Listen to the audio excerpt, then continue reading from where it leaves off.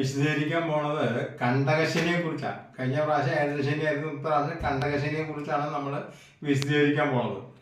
ഒരാളുടെ നക്ഷത്രത്തെ പ്രതിനിധാനം ചെയ്യുന്നതാണ് ജാതകത്തിൽ അല്ലെങ്കിൽ ഗ്രഹനിരത്തിലെ ചന്ദ്രൻ നിൽക്കുന്ന സ്ഥാനം. ആ ചന്ദ്രന്റെ സ്ഥിതിയാണ് നിങ്ങളുടെ നക്ഷത്രത്തിനെ പ്രതിനിധാനം ചെയ്യുന്നത്.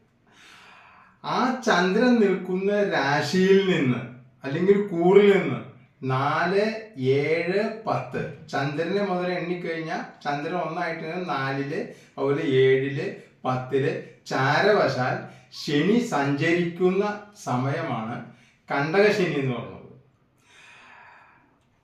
ശനി ഒരു രാശിയിൽ 2.5 വർഷം നിൽക്കും. അപ്പോൾ എല്ലാ സമയത്തും അങ്ങനെ 2.5 വർഷം ഒരു രാശിയിൽ അവൻ നിൽക്കും. അപ്പോൾ ഈ 2.5 വർഷക്കാലമായിരിക്കും കണ്ടകശനിയുടെ കാലാവധി.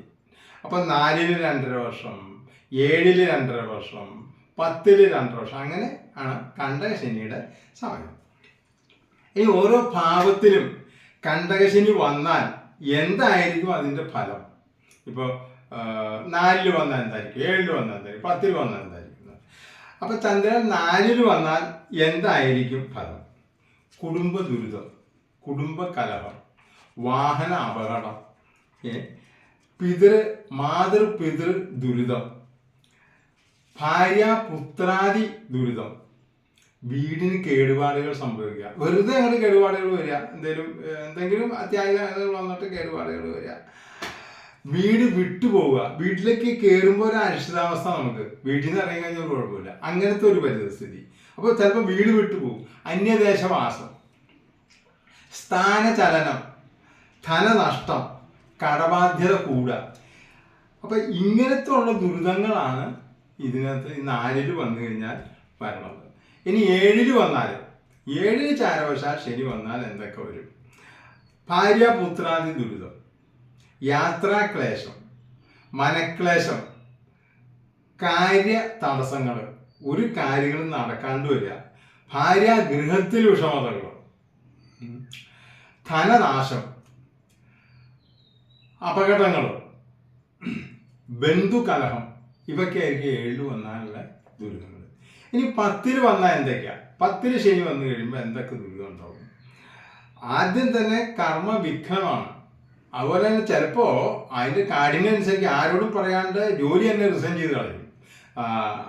അതങ്ങനെ തൊഴിൽ നഷ്ടം, അലസത, അലച്ചില്, മേലധികാരിയുടെ അനിഷ്ടം, ഇങ്ങനെ ഓരോ കാര്യങ്ങൾ വന്നുകൂടാ. അവിടെ അപകടം ഈ കണ്ടകശനിയിൽ എപ്പോഴും ഉള്ളതാണ്. അപകടങ്ങൾ, ഭയം, അകാരണമായ ഭയം നമ്മളെ അലട്ടുക, ഇതൊക്കെ ആയിരിക്കും ഇവിടെ ഈ 10 വന്നാലുള്ള ദുരിതങ്ങൾ.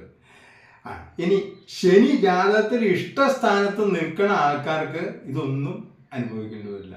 ജാതകത്തിൽ നമ്മുടെ ഗ്രഹനിലയിൽ ഇഷ്ടസ്ഥാനത്ത് നിൽക്കാം എന്ന് പറഞ്ഞു കഴിഞ്ഞാൽ ഉച്ചത്തിൽ ശനി നിൽക്കുന്ന ജാതകക്കാർക്ക്, അതുപോലെ മകരം, കുംഭം ലഗ്നക്കാർക്ക്, അത് ശനിയാണ് അതിൻ്റെ അധിപൻ, ആ ലഗ്നക്കാർക്ക്, ലഗ്നാധിപൻ ശനി ആയിക്കഴിഞ്ഞാൽ, പിന്നെ യോഗകാരകനായി കഴിഞ്ഞാൽ, ഇടവ ലഗ്നം, അതുപോലെ തുലാ ലഗ്നക്കാർക്ക്, അവർക്കൊക്കെ യോഗകാരകൻ അങ്ങനെ വരുമ്പോഴും ശനിയുടെ ഈ ദുരിതങ്ങൾ ഒന്നും അവർക്ക് ഉണ്ടാവില്ല. ഇനി അഥവാ ഉണ്ടായി കഴിഞ്ഞാൽ നിൽക്കുന്ന ഡിഗ്രി അനുസരിച്ച് 39 ഡിഗ്രി 29 ഡിഗ്രിയിലൊക്കെയാണ് നിൽക്കണമെങ്കിൽ ചെറിയ ദുരിതം, എന്നാലും അത് അത്ര കഠിനമായിട്ടുള്ള ഒരു ദുരിതങ്ങളും അവർക്ക് വന്നുകൂടാൻ പോണില്ല. ഇനി 7 ശനി കണ്ടകശനിക്ക് ദുരിത പരിഹാരങ്ങൾ എന്തൊക്കെയാണ് നമ്മൾ ചെയ്യേണ്ടതെന്നുള്ളതാണ്. അപ്പോൾ ആദ്യമായിട്ട് ശാസ്ത ക്ഷേത്ര ദർശനം, ശിവക്ഷേത്ര ദർശനം, ശബരിമലയ്ക്ക് പോവുക, നെയ്യഭിഷേകം കഴിക്കുക, പിന്നെ ശനിഗ്രഹ പുഷ്പാഞ്ജലി, കർഗഹോമം, പിന്നെ പരമശിവന് കൂവളമാല അർച്ചന, അതുപോലെ കൂവളമാല ചാർത്തുക, അതുപോലെ തന്നെ പിൻവിളക്ക്, ഇങ്ങനെയുള്ള കാര്യങ്ങൾ. പരമശിവന് ധാര, എന്തുകൊണ്ട് അറിയുമ്പോഴില്ല, ധാര, രുദ്രസൂക്ത അർച്ചന പരമശിവന്.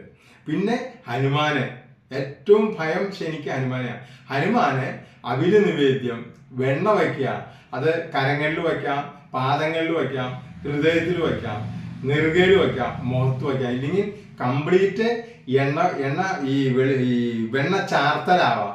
ഇത്രയും കാര്യങ്ങൾ ചെയ്യാം. അപ്പോൾ ഇതൊക്കെ ചെയ്യണതിന് മുമ്പ് നിങ്ങൾക്ക് 7 ശനി കണ്ടശനി വന്നു നിങ്ങൾക്ക് മനസ്സിലായാൽ നിങ്ങൾ ഒരു പരിചയസമ്പന്നനായ ജ്യോത്സ്യനെ കാണുകയും ഇതിനകത്ത് ഏതൊക്കെ പരിഹാരങ്ങൾ ചെയ്യണം, അപ്പം അതിൻ്റെ കാഠിന്യം അദ്ദേഹം നോക്കിയിട്ട് ഏതൊക്കെ പരിഹാരങ്ങൾ ചെയ്യണം എന്ന് പറഞ്ഞാൽ അതനുസരിച്ച് പരിഹാരങ്ങൾ എത്ര നാൾ ചെയ്യണം എന്നൊക്കെ പറഞ്ഞു തരിക. അതനുസരിച്ച് കാര്യങ്ങൾ പോയാൽ വലിയ കുഴപ്പങ്ങൾ ഉണ്ടാവില്ല.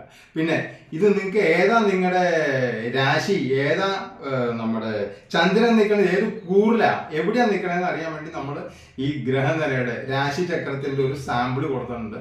ഒരു ഇത് കൊടുത്തിട്ടുണ്ട്, ഒരു വരച്ച ഒരു ഇത് കൊടുത്തിട്ടുണ്ട്.